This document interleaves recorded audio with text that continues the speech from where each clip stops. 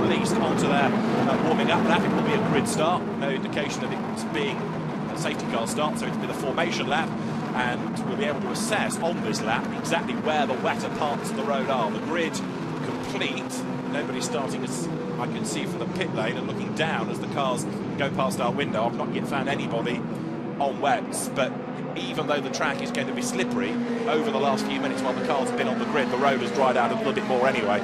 So with an element of caution, slick's the way to go. So contemplate this: Spa, wet, slicks, and then think back to how they drove at Monza. What could go wrong? You're being too provocative, and Sorry. unnecessarily so. I'll get my coat.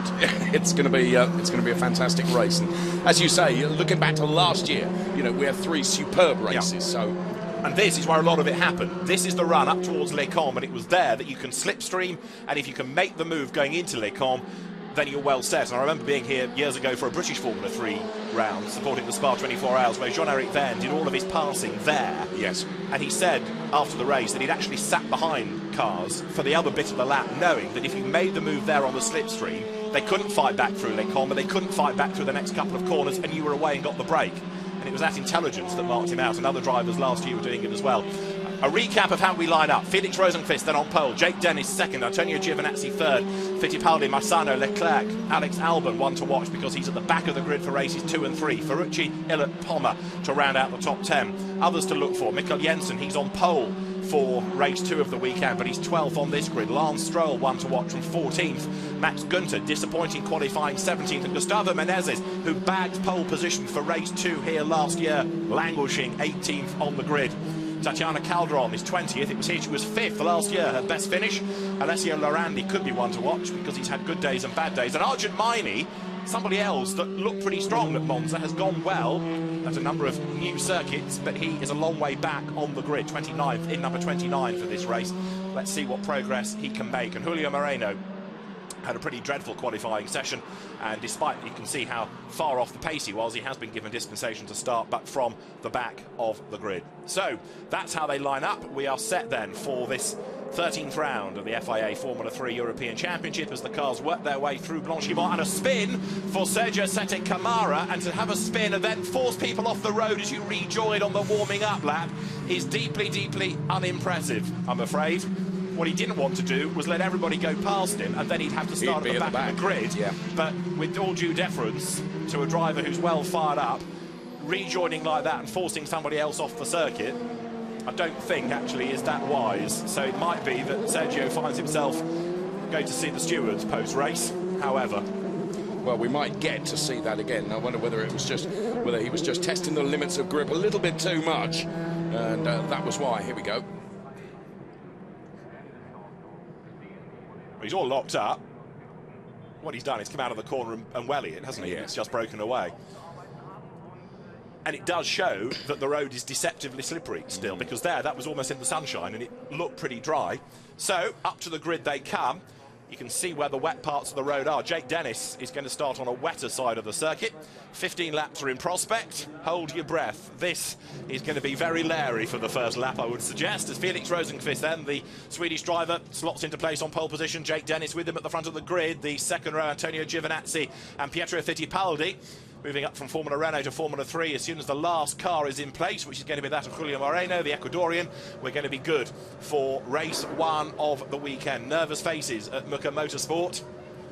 The man from the Dallara Spares department's got his order book out already because he knows that this could be quite a lively first few corners.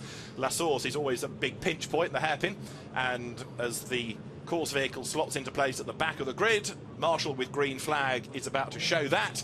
That's the indication that everybody is back from the warming up lap. 5 lights will go red when the lights go out. We're racing. Good start by Rosenqvist. Good start by Giovinazzi, who gets an absolute stormer from the second row of the grid. Goes round the outside into La Source, and Giovinazzi has done it in advance of the braking area. Excellent start. Jake Dennis down in third. He's got Leclerc trying to come round the outside, and there's a spin in the middle of the pack already as the cars dive downhill for the first time. Everybody has managed to avoid the errant car, which is facing the wrong way, which looks like Matt Rao. 16 laps we've been given as the distance, not 15 as published, and already we've got Alessio Lorandi under investigation. So 16 laps, uphill they go for the first time And an absolutely fantastic start by Giovinazzi. And look, he's trying to break the slipstream effect from Felix Rosenqvist as up the inside of Jake Dennis tries to come Charles Leclerc.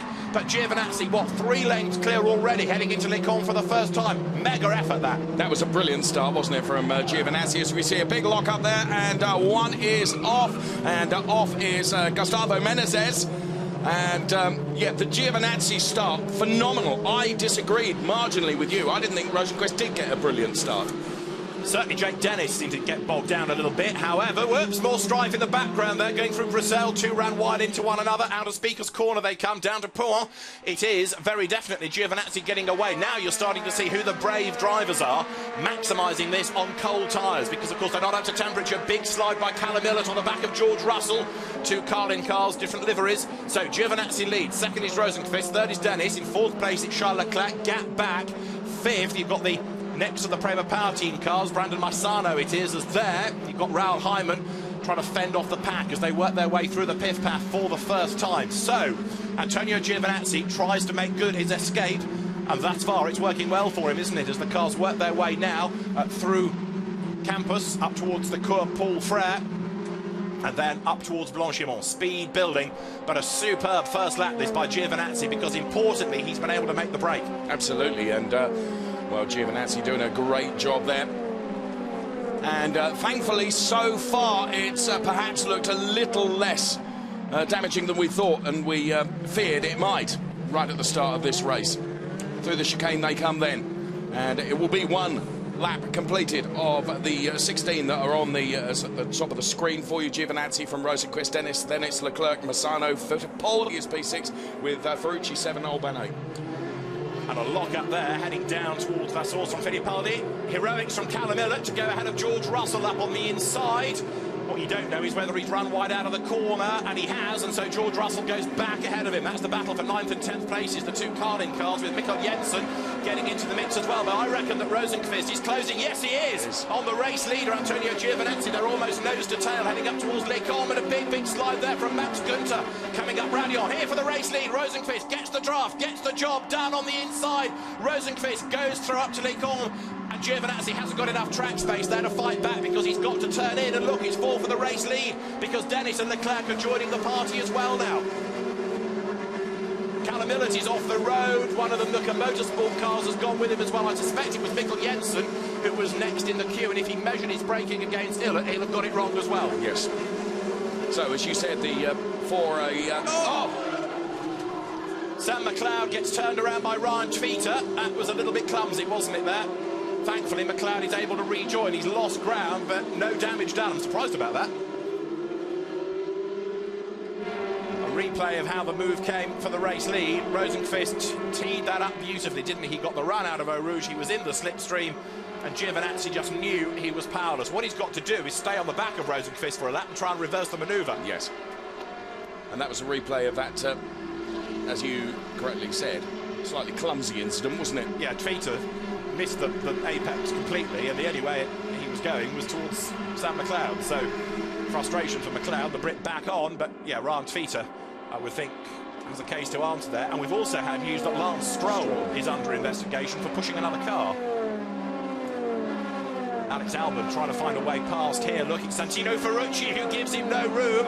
Alex Albon stays in the wheel tracks as they work their way up towards the bus stop. This is for 7th place. Fittipaldi just up the road ahead of them. Into the braking area they come. Lance Stroll has been investigated and gets a drive-through penalty, David. Okay, interesting. So Stroll will drop down the order. Pushing another car. Haven't been told whom, but the drive-through, as Dave Richardson says, is the penalty given to Lance Stroll. Big lock up there, heading into La Source. That was Fabio Schiller. Callum Illett, after his moment at Le Mans, is down in 14th place now, and he's got the Westech cars around him. He's got Schiller ahead. There's also Alessio Lorandi trying to join that party as well in the Euro International car. Now, it is Rosenqvist, the race leader. Giovinazzi running in that 2nd spot. Jake Dennis 3rd.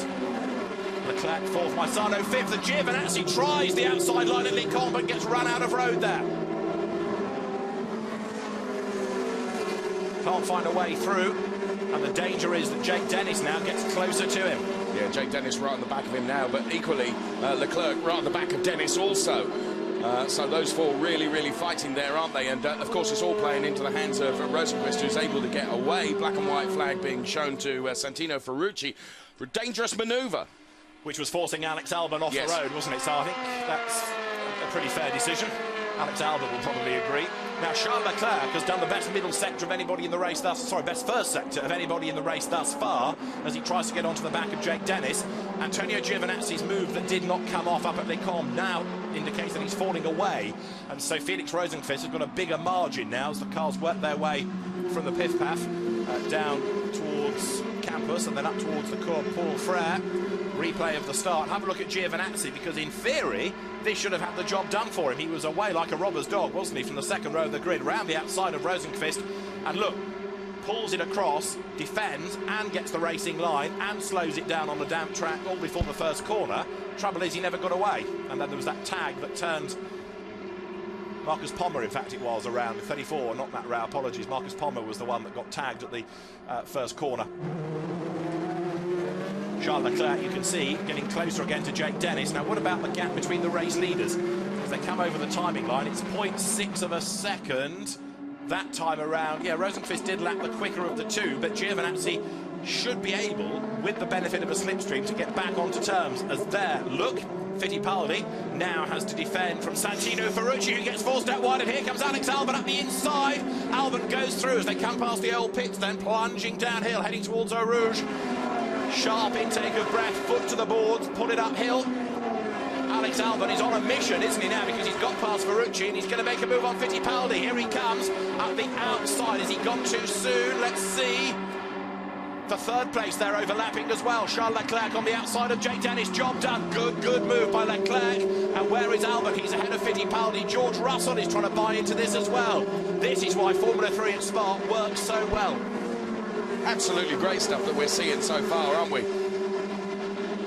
The nature of the circuit with these slipstreaming opportunities all helps to give good racing. We should have had it at Monza, but it was brain out of gear weekend for them all. Here, excellent driving thus far. There aren't that many silly manoeuvres. We've identified one or two, but largely it's good, pure racing. And in the first sector of this lap, Giovinazzi, quicker than Rosenqvist, got a toe, admittedly, in order to bring down the gap, but he's looking stronger once again.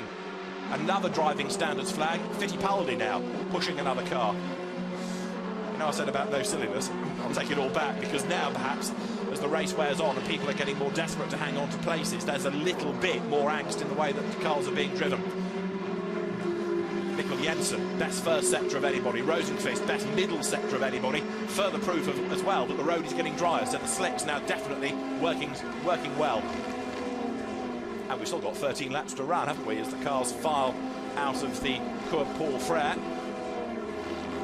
A mechanical warning flag, the meatball flag, to Raoul Hyman. I'm not sure for why. We'll need to have a look at the car for that, but as it identifies itself over the timing line next time through, we'll be able to perhaps spot exactly why. It may be that he got involved with Marcus Pommer and has done some damage on the front wing. We'll have to see. Over the line come the leaders then. That lap from Rosenqvist was a 2:12.4, and it was a 2:12.4 from Giovinazzi as well, but he was 0.06 of a second slower as Albon goes up the inside of Brandon Maisano, and that puts Alex Albon up into 5th place, which is looking very good indeed. It was a lap ago you said Albon is on the charge here, isn't he? He really is. So Albon moves up a further place, heads up Eau Rouge. Get the benefit on the TV shots of just how steep that Eau Rouge is. To stand at the bottom of that, it is awe-inspiring, it really is. I guess you need a beer when you get to the top of it, which is a good thing at Spa. There are friteries and beer shops all around. Alex Albon then keeping Brandon Maisano at bay. Of course, that's the danger. He made the move at La Source, but you could be repassed on that drag uphill, but he was able to defend. So good driving, good defensive driving there. Through the pit lane has come Raoul Hyman. He's had that meatball flag, and whatever the drama was that the scrutineers wanted the team to assess, that has been done by Team Westech, and batch back into the race. I'll tell you somebody else who's all fired up, and admittedly he will have had a toe uphill, but Sam McLeod in 14th after his spin has done the best first sector of anybody. It is deceptive though, because within that first sector is that slipstream point up to Les Combes. However, he's running strongly in 14th place. He's back ahead of Ryan Tweeter as well, his aggressor from earlier on. So up front, Felix Rosenqvist leads the way, but Antonio Giovinazzi has not given up. However, Charles Leclerc, methinks, is the man to watch now, because look at the way he has gapped Jake Dennis. We need to see whether or not the third place driver, the Monegasque, Charles Leclerc, is going to be able to bring down the gap to Giovinazzi. If we can get the three leaders all concertinaing up, then that's going to be very good indeed. Fourth still is Dennis, and then Alex Albon pressing on up into that fifth spot. Maisano has fallen back as well, hasn't he, behind Ferrucci, and he's about to be given a tough time by George Russell, who he's actually going pretty strongly in this race. Started 11th, George up in 8th at the moment, and it could become 7th. To the outside line, into the chicane, into the bus stop he comes. Can he go all the way around the outside into the first part? No, runs out of road. It was a good effort, brave move, but George had to back out of that. So we'll see now as he heads up towards the source. George Russell, then another one that David has identified, who's having a real charge.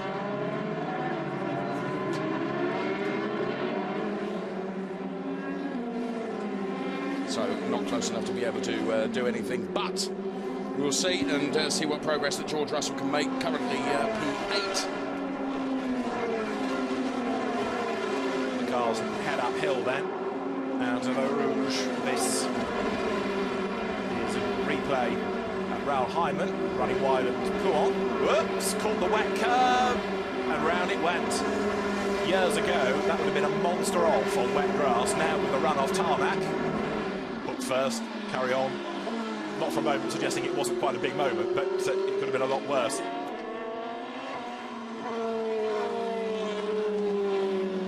So Leclerc then, for my money, is getting ever closer to Giovinazzi. So 2:12.2 last time round, Rosenqvist 2:12.059 from Giovinazzi, but a 2:11.983 from Charles Leclerc.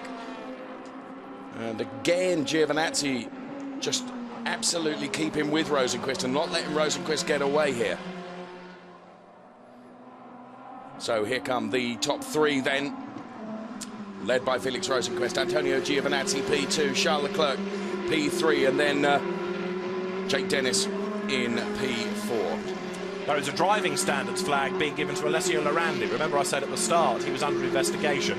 It is all to do with Article 37.6, which, as I'm sure you all know, is to do with how you leave the grid. Either you must go at the pit lane speed limit until you go past pole position, or if you are stalled on the grid, the marshals must push you into the pit lane and you start from there. Now, I wasn't aware that Lorandi had stalled on the grid, and normally we find if that is the case that they get a drive-through penalty, so I think it was the speed at which he left the grid. However, what we are now more concerned with is this lead battle. I think Giovinazzi is beginning to line up Rosenqvist now, and this has been what have we got? We've got 6 laps left to come, and of course Charles Leclerc is right on the back of them now, so we've got 3 for the lead.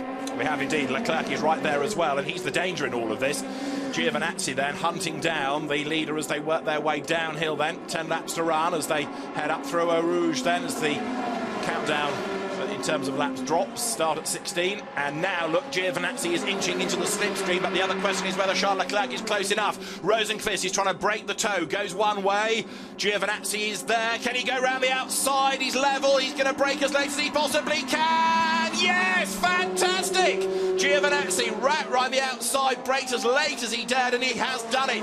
Back into the race lead goes Antonio Giovinazzi, and what he needs to do now is try and make a break and hope that Charles Leclerc can come and have a real crack at Rosenqvist. Through Bruxelles, wide goes Rosenqvist. Leclerc tries to get his nose up the inside. What a fantastic advert for Formula 3 this is becoming. Downhill towards Pouon now. Of course, it is. We've still got many more laps to come. I called that completely wrong, and I'm glad I have, because this race is going to go on and on and on, David. And so far, you're absolutely right. What great racing we've seen here. And now Giovinazzi, look at him, he's up the road. But he's got to do this, because the danger is, as we know, that you've got that lovely slipstream point on the next lap. However, what's going on behind is really crucial to Giovinazzi's race and points tally and championship hopes, because Leclerc is giving Rosenqvist a hard time. Brandon Maisano versus Mikkel Jensen in replay. Into the bus stop. Maisano braked a bit late, understeered out wide. Mikkel Jensen went through, put himself 8th. Pietro Fittipaldi tries to find a way by as well. This is also the way Giovinazzi took over the race lead, and look at this. brake as late as you dare round the outside. I mean, look how close he was to the curb. He didn't have much room to spare in doing that. That was brave stuff, and in fairness to Rosenqvist, he gave him the room. I was going to say, there was good respect between the two of them, wasn't there, in that move? So Giovinazzi then, as he crosses the line, here comes Felix Rosenqvist, then P2, and Charles Leclerc is going to be the danger now for Felix Rosenqvist, isn't he? And Rosenqvist is in that position, isn't he, where he doesn't want to let Giovinazzi get away, but equally he's got to defend from the charge from Leclerc behind. But just looking at the gaps as they come out of La Source, I reckon that Rosenqvist is going to be able to tow himself at least closer to Giovinazzi this time, because Leclerc's fallen away, hasn't he? He's not the danger. So have a look at this. Is he in the draft yet? Heading uphill, there comes a point where you get just close enough to the car in front so that its airflow drags you along. That might well be happening for Rosenqvist, but he won't be able to challenge because he gets dragged along, but then you get to the corner. But what he now has got to try and do is stay as close as he can for the rest of the lap. But Leclerc has done exactly the same thing. It's this great cat and mouse situation. Rosenqvist has just done a personal best in the first sector. He was half a second quicker than Giovinazzi because of the tow. You absolutely got that nailed, didn't you? But Leclerc also did exactly the same on Rosenqvist, didn't he? Exactly so right. These three together, look at them, they're all gapped almost identical, aren't they? It's elasticated in a sense, isn't it? But you can see where the hard work comes. After that run up to Les Combes, you try and break away, break that toe, shake off the opposition, and you want to be far enough ahead so the slipstream effect has no benefit on the run up towards Les Combes. It's a bit like Formula 1 and DRS to an extent, isn't it? You know, you want to be away from that range. Drama for Tatiana Calderon and Lance Stroll. That is at Bruxelles. No, La Source? Bruxelles it is. And here is the replay. Let's have a look. Lance Stroll from a long way back goes up the inside. Nabil Jaffrey was having his own moment. Yes. Lance, what was all that about? Stroll on. So Tatiana Calderon, I'm afraid, knocked into that moment. Now for second place, nose to tail, into the bus stop, 9 laps to run. The incident between Calderon and Stroll is under investigation. Call Lumby, what a surprise. But for the race lead, heading up towards the timing line, Antonio Giovinazzi, looking for a third win of the season, comes over the timing line. He's clear at the moment. But on that last lap, Rosenqvist actually lapped slightly quicker to chip away at the deficit. What's confusing me a bit is why Jake Dennis is falling away as he is. Yes, you're right, he is. So Jake Dennis down there in P4. And just looking at I mean, he was 2:12.432 was his best, 2:13.318 last time around, so he's losing time, isn't he? Yeah, I mean, Alex Albon is getting closer to him, and there are more battles that haven't yet been resolved. Look, heading down past the endurance pits, the old pits now. You've got the Mucker car there, which is Max Günther on the tail of Brandon Maisano, and here they come, and Sam McLeod having a good race as well, isn't he? They're the British driver right with them. Max Günther goes to the outside line. Brandon Maisano sticks out his elbows, but Sam McLeod gets up the inside. They are absolutely free wide into Les Combes. Günther goes through and gets one spot. McLeod gets one spot as well, and it's Brandon Maisano who falls back two. McLeod kept on coming, gets forced up the curb, and Ryan Tvita is also now looking the yellow Jaguar I Am car, trying to join this mix as well. Into Bruxelles. And there's a 10-second time penalty being given to Lance Stroll. It's not going to affect life hugely for him in a sense because he's already outside the top 20, but after that contact with Tatiana Calderon, a 10-second penalty to be added to his race time. Alessio Lorandi there tries to go around the outside of Ryan Tvita. A lot's happened in this race. It has. And we're not done yet either. So Giovinazzi is the race leader. How are we getting on with Tvita and Lorandi and Callum Illett, who's dropped down the order, hasn't he? Remember how strongly he was going early on, but he's fallen away.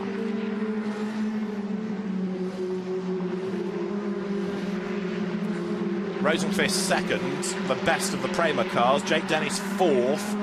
He's dropping away. And then you've got Maisano down in 11th for Prema and Lance Stroll for Prema.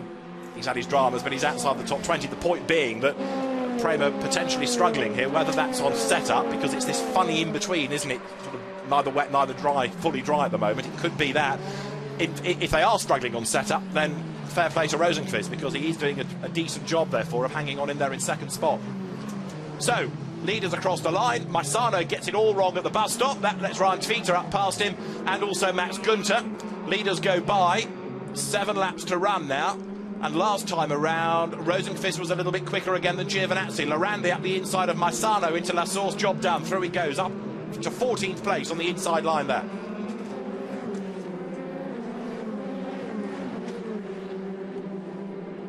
So Antonio Giovinazzi leads this 13th round of the FIA Formula 3 European Championship from Felix Rosenqvist, from Charles Leclerc, who is not done yet either.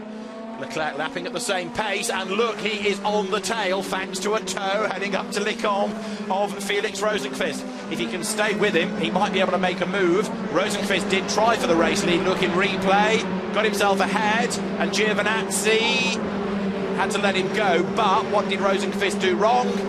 Ran too deep into the corner, had to come off the power, gather it all up again. Giovinazzi retakes the advantage, and that's another reason why Charles Leclerc was able to buy into it, benefiting from Rosenqvist having to come off the throttle, getting right onto the back of him. So here the top 3 once again then, just seeing that in replay. And you're right, you know, you can get it and try for your move, but the, you know, going through that turn, that's where, as you say, he had to lift, and that gave the benefit effectively to Leclerc. Indeed so, and now Giovinazzi has also been able to make hay while the sun shines, so to speak, because he's been able to build up the gap. The Jagonia I Am with Carlin car, the Tasty Chicken car, clear up front as the leaders work their way through Blanchimont. Now, how are we getting on for 4th and 5th places? Because Alex Albon is chipping away at Jake Dennis. They're almost together. Look, yes, in the background, 4th and 5th. Albon 4th, best result of the year. He could equal that in this race as Charles Leclerc comes then up onto the tail of Felix Rosenqvist. I keep saying it, but what Giovinazzi needs is for Rosenqvist to have to go defensive, because that will slow him up, and therefore it will permit Giovinazzi to build the advantage even more. Into La Source they come, 6 laps to run, and now from Charles Leclerc's point of view there's a little bit more urgency about finding a way by. Also think about this, their lap times are 2 minutes 12s. There are 12 minutes and change on the clock. There are 6 laps to go. Are we going to get all 6 laps in? Is it going to go to time and miss 1 lap? It's going to be close, actually. Yes. Now, Leclerc is close enough to get the toe and drag himself up onto the back here of Rosenqvist. I suspect when he gets to the corner it'll be too late, but look behind, Albon's having a go at Dennis. And look at this. Side by side they go, and Jake Dennis, well, he loses out. Sir Alexander Albon, who, as you had said earlier on, he is one to watch. Absolutely driving like a demon. And look at the way he's getting away as well. The signature car going very strongly as well. It's in Lotus F1 colours. It's got a Volkswagen engine in the back, and it's powering that car very nicely up front. So Alex Albon goes 4th, and Dennis straight away is falling into the clutches of the pack behind. Absolutely, and next is going to be Ferrucci, isn't it? Yeah, and then George Russell. So we're not done yet. 6 laps to go, but a lot can yet shake out of this race, can't it? There is Santino Ferrucci, who, as I think I said on the grid, has had a mixed sort of a season. His best result 4th, only came into Formula 3 midway through last year, but going strongly now and moving up to Muka Motorsport for this season. So Giovinazzi leads the way, and I reckon has done enough now to not have to worry on this lap about Rosenqvist, who has big pressure. And the fact that Charles Leclerc is this close at this point suggests that he might even have a go on the run out of Blanchimont up towards the bus stop. We get a replay here of Giovinazzi just skimming the curb and how the aero takes a pounding through the chicane. But what we want to see is what's going on 2nd and 3rd between Rosenqvist and Charles Leclerc. They were absolutely together. They are still together, and Leclerc's done it. He's round the outside. He's gone 2nd. Can he slow it down in time for the bus stop? Yes. Can he hang on to the place coming out of the corner? Yes. Felix Rosenqvist, who did lead early on, remember, is down to 3rd place now. What a shame we didn't see that live, because they were absolutely side by side. When we cut back to that, we were watching the replay of Antonio Giovinazzi. And, well, what have we got left? Is Giovinazzi going to have to worry now, David? Yes. Okay. Unquestionably, because Leclerc's car, for my money, he's getting stronger as the race wears on. As the road dries, that car is coming to him. I think Van Amersfoort have done something different on setup than Carlin has. And so on that last lap, Leclerc did a 2:11.9. He was half a second quicker than Giovinazzi. Admittedly, some of that was thanks to slipstream. Rosenqvist fights back. Leclerc covers the move. Up towards Lecombe. Inside is Leclerc, number 7 in the black car. Alongside him is Rosenqvist, who goes back ahead. That wasn't in Charles Leclerc's game plan, was it? The slipstream works in favour of Rosenqvist. Charles Leclerc, having done all that hard work, has got to do it all over again. And not only that, they're a bit nearer to Giovinazzi. So Charles Leclerc, having briefly taken second place, has got to tee himself up and try and make the move once more as Lance Stroll comes into the pit lane. And that's his 10-second penalty as he's serving it as a stop-go with the team. There's a man with a stopwatch overseeing it all. And away he goes. So rather than have it added onto the time, the team elect to take it as a stop-go penalty. Remy Rossin from the team with the stopwatch waves him away. Meantime, back on track, this is one of those Formula 3 races where you want to hide the checkered flag, because so much can still happen within the top three. We are far from done yet.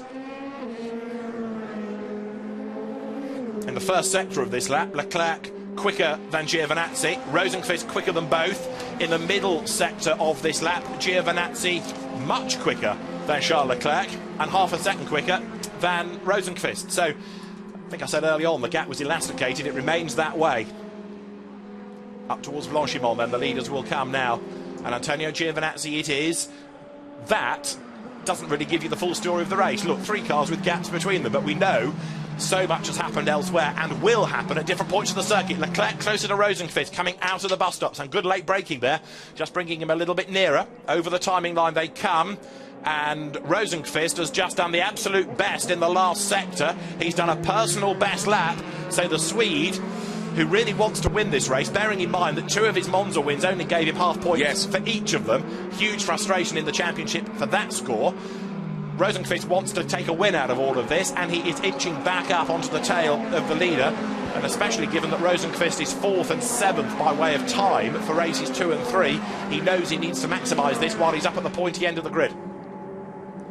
Towards Les Combes they come. In the slipstream is Rosenqvist. Out of the slipstream is Leclerc, so he falls back a little bit this time. They work their way through Les Combes, and 4/10 quicker is Rosenqvist. It's game on again. Extraordinary how this has been seesawing, isn't it, amongst these 3. But people say you can't overtake in slicks and wings single-seaters. Well, these 3 have all been overtaken. You know, the lap chart will show how much shuffling there has been up and down that leading trio, and it's been done on racecraft. It's not because people are making mistakes and going off, it's because of the nature of the track and the fact that you can, on a circuit like this, overtake. I know the weather helps a little bit because it's a little bit greasy, and that adds another challenge into it. Alex Albon is another star of this race for my money, and he's not done yet because he is lapping quicker than Charles Leclerc, so he's inching his way into the mix as well. Running in 4th spot as you look at Leclerc through the piff path, then through that right, through that left, and then the short run down towards campus, past the educational building on the inside of the circuit, through Cours Paul Frere, then up past the kart track that's on the right-hand side. Replay here of more fun and games up at Les Combes, where Kang Ling very nearly found himself accosted by Nicolas Pola. Ling off, Ling on, Julio Moreno off, Julio Moreno on. Dear oh dear, that could have been a bit nasty, couldn't it, as they all almost clattered into each other. And Tatiana Calderon gained a place out of all of that by going round the outside of Julio Moreno, so it did shuffle further. Just a few moments ago, they were all gapped. Look at them, how they've all closed up again now. No, they weren't gapped. No, you're looking at something else, I promise you. Look at this, look how close they are, over the timing line again. And Rosenqvist, look now, has done exactly what he needs to do. He's got himself within striking distance on the run uphill. Look at Leclerc, he's almost in the same situation. So now Rosenqvist has to make a call whether he attacks or defends. He needs to try to shake off Leclerc, but for my money, Charles is the quicker of the 3 this time, going up through Raidillon now. 4th is Albon, 5th is Ferrucci, 6th is Jake Dennis, another place dropped. Here we go, up towards Les Combes. Is it going to be Leclerc that pulls out of the draft? Sure. Yes! Rosenqvist tries to defend, Giovinazzi defends from both of them. Leclerc tries to find a gap where there is no gap, and Rosenqvist is on the curb and up the escape road. Giovinazzi's off as well. Rosenqvist got onto the wet part of the curb, and Charles Leclerc should come through, I reckon, and take up the lead of the race. Yes, he has. Leclerc benefits from the dramas ahead of him. Rosenqvist 2nd, Giovinazzi 3rd, and he's got a puncture. Giovinazzi's left rear has gone down. He's off the road. Albon's up to 3rd. And Giovinazzi, by going across the curve, has damaged not only the tyre, but he's damaged his race, he's damaged his championship hopes. He's into retirement with 3 laps to go. He's under investigation as well for edging Rosenqvist towards the curb, and Antonio Giovinazzi, after what had been a mighty, mighty drive, He's out. Look at his tyres, how flat-spotted they are. Look at all the rubber he's picked up over the course of the race. But it's the left rear that's the tyre that's crucial, because it is as flat as the Greek economy, and that means that he is going absolutely nowhere. Can we throw any more drama into this? Well, here's the replay. Leclerc up the inside of Rosenqvist, who then thinks there's a gap on the outside. And Giovinazzi thinks, oh no, you don't. And he puts him up onto the curb. He locks up and skates off the road. Whether there was contact, let's just have another look. Did Rosenqvist clip? Yes, he did.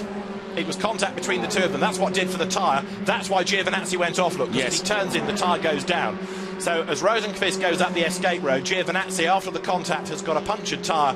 You could argue the bite a bit there, because he was the man that did the squeeze and came off with the most severe damage. And Charles Leclerc is the man with that enormous grin on his face who thinks, I don't believe that's just happened to me. Thank you very much. Photographers have got a lot to have a look back on at the end of this. And there is Antonio Giovinazzi, who is out of the race. It's only his second retirement of the season. But this, when we look back during the course of race 33 in October at Hockenheim, could well be a race that we refer to for Giovinazzi, because a good points haul, possibly the maximum points haul, has gone begging there. Well, he is under investigation, and perhaps, as we've seen the replays, there's no surprise in that. And there we can see Giovinazzi getting out of the car.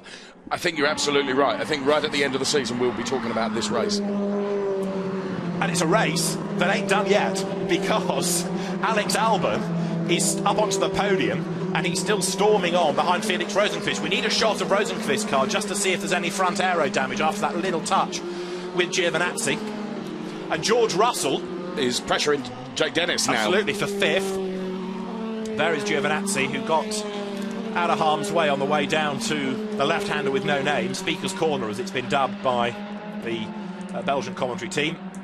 And Antonio Giovinazzi watches there. Mikkel Jensen, now running in 7th spot, go through. Giovinazzi will be reported to the stewards, so they will have a look and decide if anything needs to be done. But it could come in the form of a grid penalty, for example, for race 2. And for race 2, he's only 12th on the grid. So, with 2 low grid positions staring him in the face and a retirement in this one, Giovinazzi could be a weekend to forget for him. Absolutely, and it's self-induced to an extent, certainly race 1. And the point I was making right at the start of our programme is the margin he has at the top of the points is not huge. 182 to 166.5. Exactly right. And Leclerc, the man who is second in the championship, is the leader of the race now. Exactly. So that incident couldn't have helped anybody worse from Giovinazzi's point of view, other than his main championship rival. So, over the timing line they come. We have done 15 laps. We're on the last one. And Charles Leclerc leads the way then as they work their way down towards La Source. We've got a minute and a half on the clock, so it will be the requisite number of laps. There's confirmation that we're on the last one.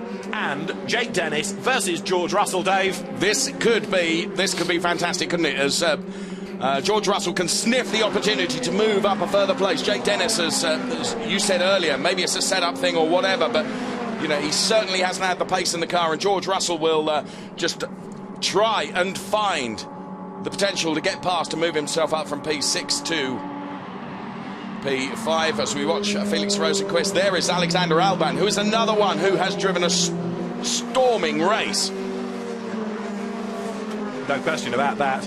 Santino Ferrucci P4. Yeah, I mean, Ferrucci again has done a solid job in this race, as also Sam McLeod. Bear in mind he had a spin early on. He's recovered for a place in the top 10, and you only get points in the top 10. Yeah, so to get in there is good for the British driver. 19th in the championship coming into this race. So Charles Leclerc leads the way, but in the first sector alone, Rosenqvist took 3/10 out of him. I'm not necessarily suggesting it's going to be a last gasp effort at the bus stop, but the gap should come down. And then behind, look, you've got Albon 3rd, Ferrucci is 4th. How's Albon getting on? He's lapping quicker than Rosenqvist, and Ferrucci is actually in the first sector quicker than the 3 ahead of him. So we're still Ferrucci is looking... Yeah, absolutely, still concertinaing up even on this last lap of the race. But Charles Leclerc is heading seemingly for a 3rd victory of the season. And bear in mind, he was 6th on the grid. So he's not had this gifted to him. He's had to work pretty hard.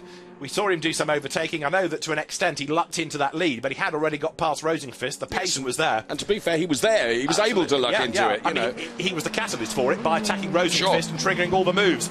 But round 13 of the FIA Formula 3 European Championship is going to be won by Van Amersfoort Racing and by Charles Leclerc. Last year, Van Amersfoort did 3 out of 3 with Max Verstappen. Race 1 is won by Charles Leclerc for Van Amersfoort ahead of Felix Rosenqvist second. Alex Albon takes 3rd position. Really good drive by him. Santino Ferrucci 4th. 5th, Jake Dennis. And George Russell 6th as the cars round La Source and then get waved straight towards the scrutineering area where the technical delegate Bob Bassett awaits. And the cars led to Parc Fermé by Charles Leclerc. Well, for my money, that was an absolutely stonking race. We were talking about how good Formula 3 can be at Spa. I don't think that disappointed at all, did it? No, you're absolutely right. That was great, wasn't it? Discussions going on there. Rennie Ross in the Prema Power team. I mean, they've got a 2nd place from Rosenqvist, but Jake Dennis 5th, something not right there. Definitely faded. And I think they are aware that they need to have a look at general setup before they get to race 2 later on in the day. Normally we have race 1 and then the qualifying session for races 2 and 3. The timetable here is different, so they've already had all the qualifying and now it goes race, race, race. So the only time they can next run the car is on the installation lap round to the grid. And Charles Leclerc's chassis, there it is the one that Max Verstappen used to win those 3 races here last year. So its 100% Spa record continues, and the value of it for a collector goes up as well, doesn't it? As he crosses the checker flag, you can almost hear him saying thanks for it, can't you? Exactly right. Well, what a race, and bodes well for the next 2. Really looking forward to them already. But a good drive by Charles Leclerc, and also good for the championship. Peppers things up a little bit. He stands atop the car. And also, we must bear in mind that we were saying, you know, we had grave concerns about what the first lap was going to be like. But actually, bar 1 or 2 little mishaps, I think it was a fantastic race. Yeah, driving standards.